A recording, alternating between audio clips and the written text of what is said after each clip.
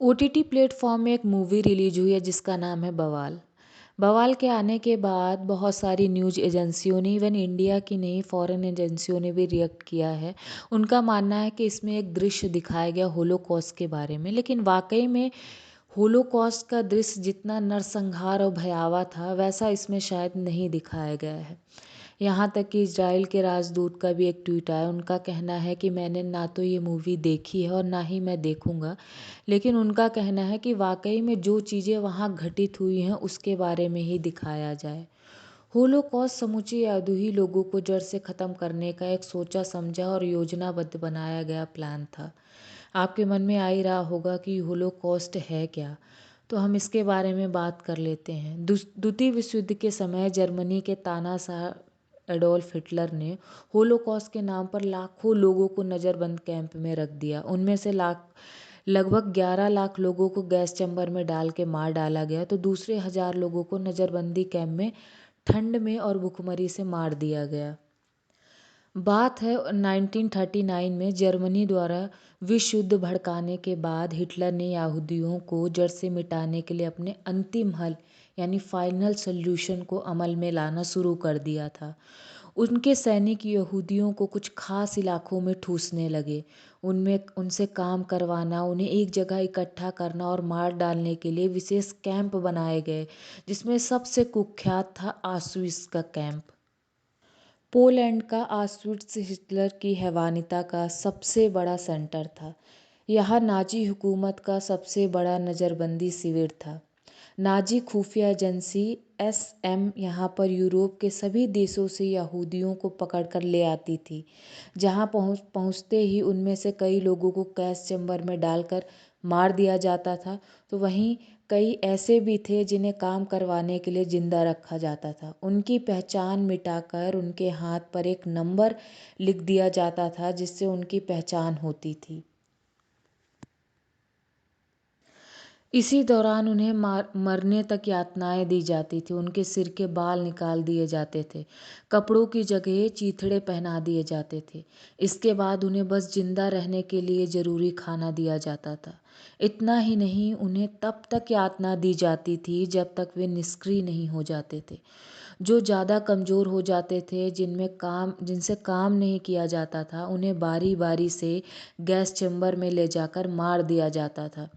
युद्ध के 6 साल के दौरान नाजियों ने करीबन 60 लाख यहूदियों की हत्या कर दी, जिसमें से 15 लाख मासूम बच्चे थे।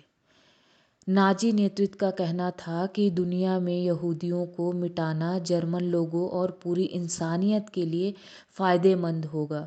हालांकि असल में यहूदियों की ओर से उन्हें कोई खतरा नहीं था। इसके लिए उन्हें उम्र, लिंग, आस्था या काम की परवाह तक नहीं थी।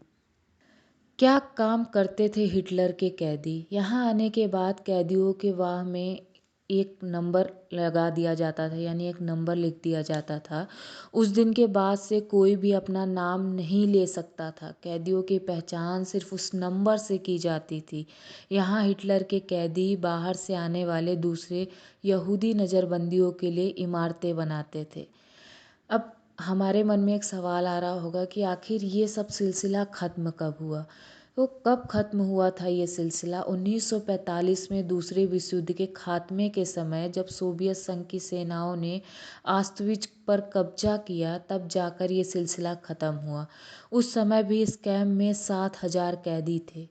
हालांकि सोवियत सेना के हमले के पहले ही हार का अंदेशा देखकर नरसंहार से जुड़े कई सबूतों को नाजियों ने मिटा दिया था।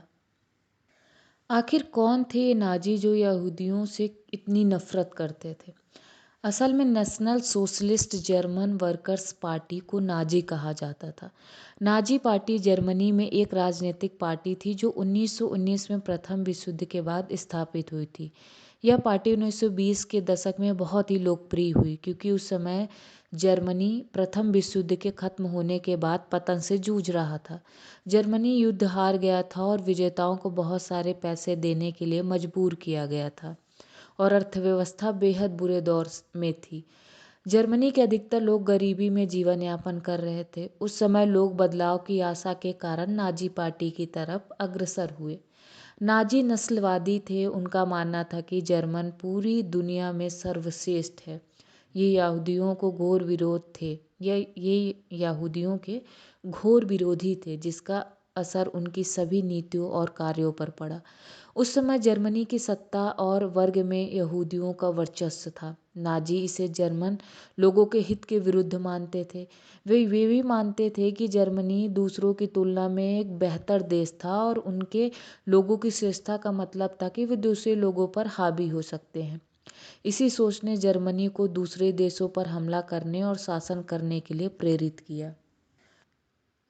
आई होप आप लोग को होलोकॉस्ट के बारे में जानकर ठीक लगा होगा, और अगर आपको ये इन्फॉर्मेशन अच्छी लगी हो तो हमारे चैनल को सब्सक्राइब करना बिल्कुल ना भूलें।